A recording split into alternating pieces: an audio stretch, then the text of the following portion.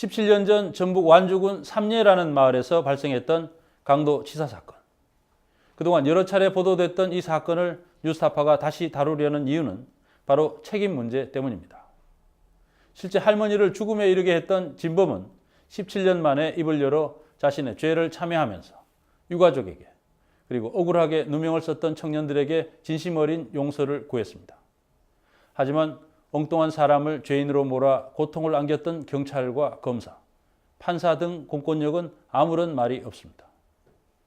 책임져야 할 사람들이 책임지지 않고 사과해야 할 사람들이 사과하지 않는 사회에서 이런 일이 또 벌어지지 않으리라 누가 장담할 수 있을까요?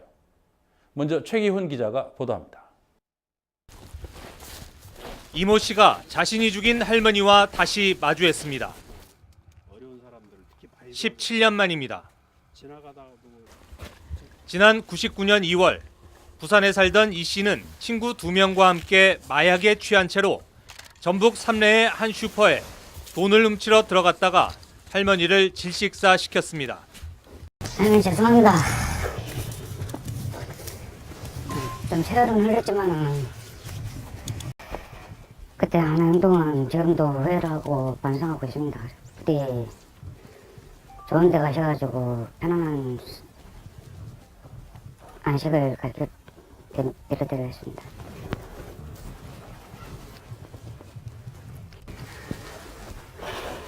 정말 죄송합니다. 어머니 이제 왔네요. 얘네들 이제 왔어요.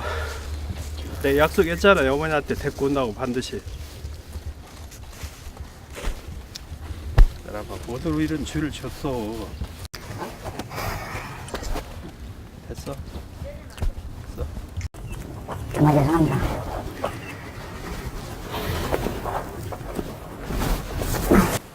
이 씨가 용기를 낸 것은 억울하게 옥살이를 한 삼례 청년들의 사연을 언론에서 접했기 때문입니다.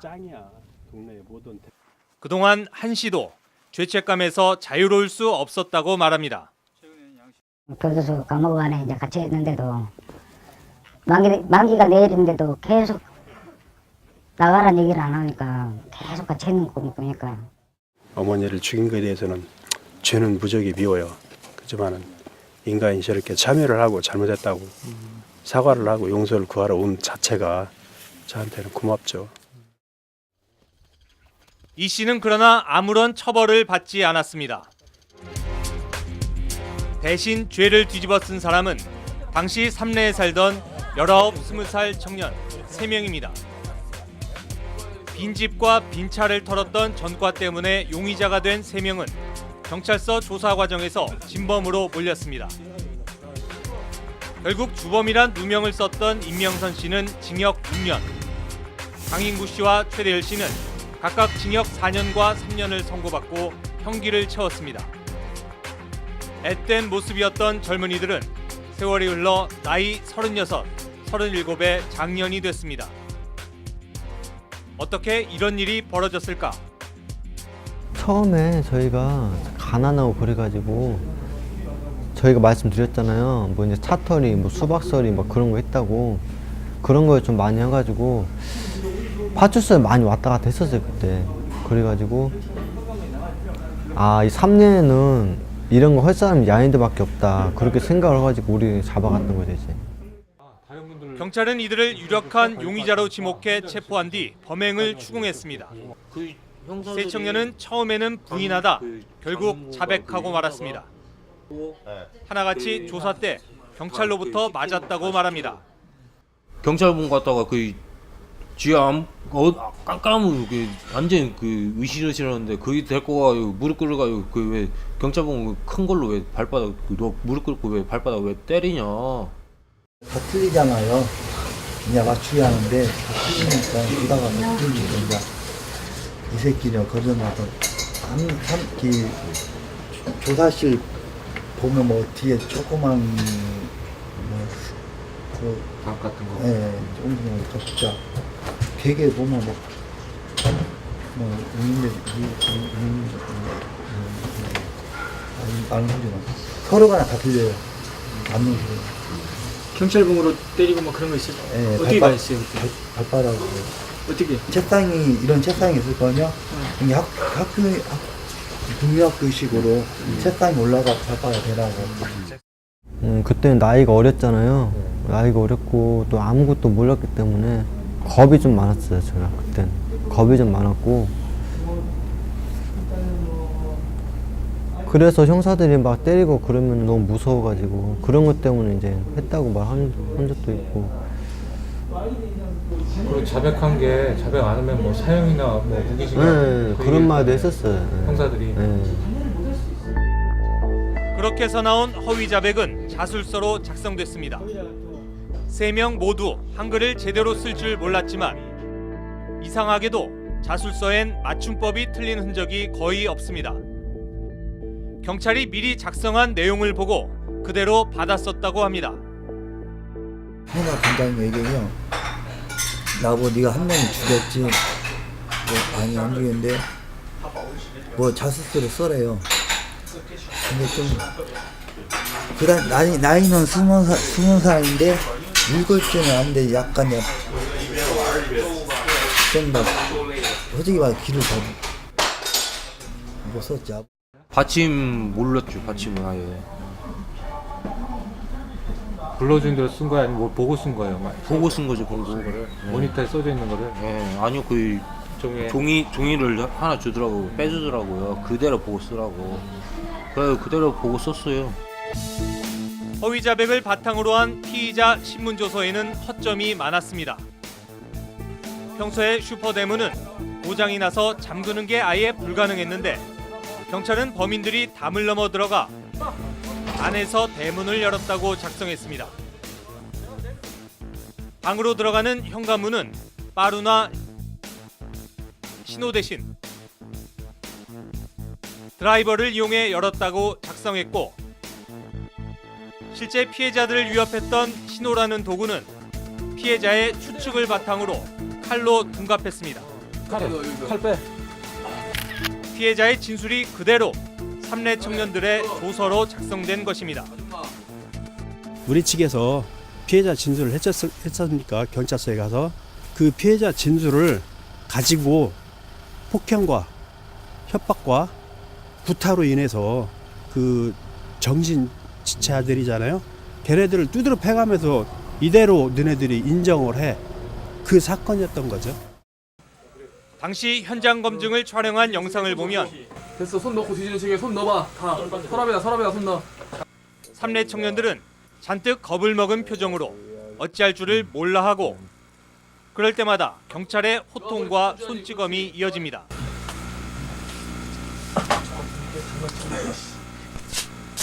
이렇게 있어 임마 이렇게. 그래. 이게 아니야 그렇게. 되기만 해. 네가 해봐. 고개 들어.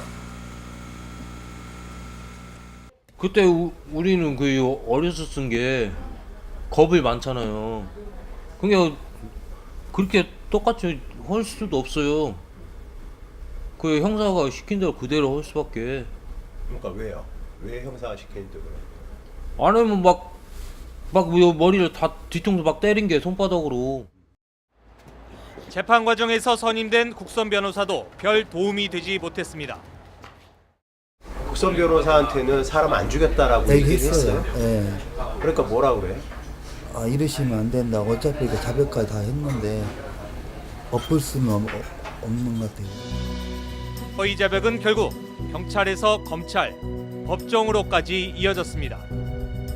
나이가 어린 미성년자들이라든지 그다음에 지적 능력이 좀 저하되어 있는 사람들이라든지 이런 계층들은 아주 취약성을 가지고 있고 또 법에 대해서도 거의 무지하기 때문에 자기가 하는 자백이 앞으로 자기 장래, 자기 인생에 어떤 영향을 미칠지를 잘 모르는 것이죠. 그래서 이제 수사관이 유도하는 대로 혹은 수사관이 추궁하는 대로 이제 원하는 답을 해준다든지 법정까지 가서도 전문가의 어떤 잘못된 조언을 그대로 받아들여서 자백을 유지한다든지 하는 현상들이 벌어지는 것 같습니다.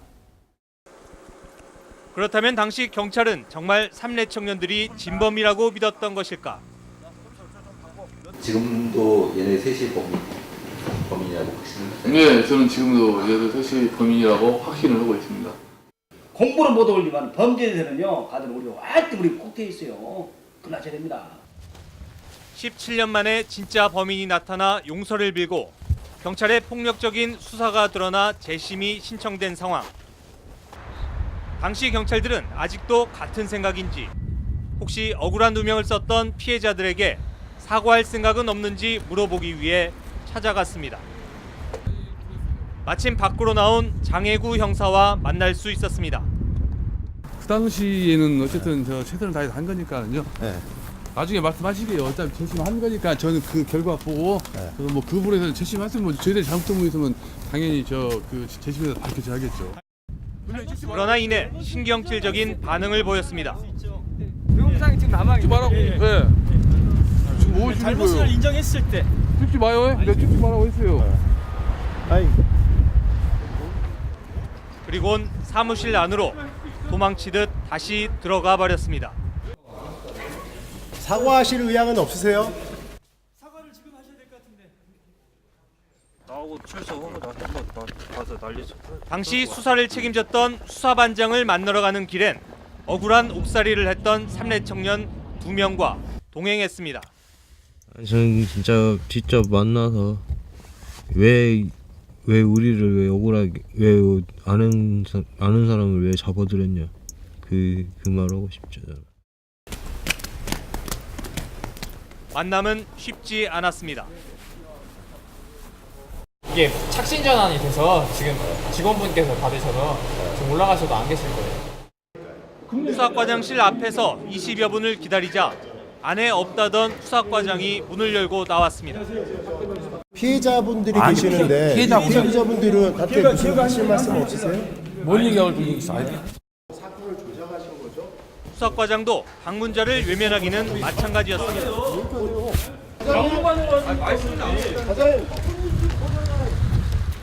거기서 4개월 근무를 했는데 뭘 뒷골목으로 쫓아간 후에야 어렵게 몇 마디 이야기를 들을 수 있었습니다. 저도 수사를 했지만 뭔 생각을 보니 내가 보지 않은 이상 거기에 우리가 절대한 대로 모든 증거를 맞춰가지고 하는 게 경찰이잖아요. 지금도 그래요. 제가 보지 않은 이상 아까 말씀하신 대로 그 잘못됐다 그게 아니라 우리는 우리 주어진 여건에서 최선을 다해서 실질 발견해서 수사하는 거예요. 피해자들은 자신을 진범으로 만들었던 경찰과 17년 만에 힘겹게 만났지만 아무 말도 듣지 못하고 발길을 돌려야 했습니다. 저 사람은 완주경찰서 있던 사람이에요. 거기 동동. 네. 근데 왜 우리가 왔는데 왜 우리를 모른다 이 말이냐고. 그 말 한마디가 그게 어려운 게 아니잖아요. 그냥 우리 잘못했다.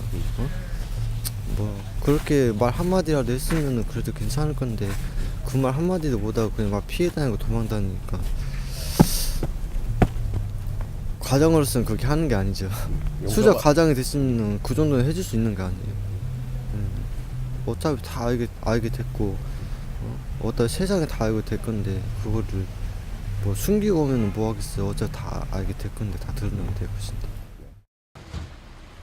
이들에게 용서를 구한 것은 죄를 뒤집어 씌운 경찰이 아니었습니다. 할머니를 살해한 사람이었습니다.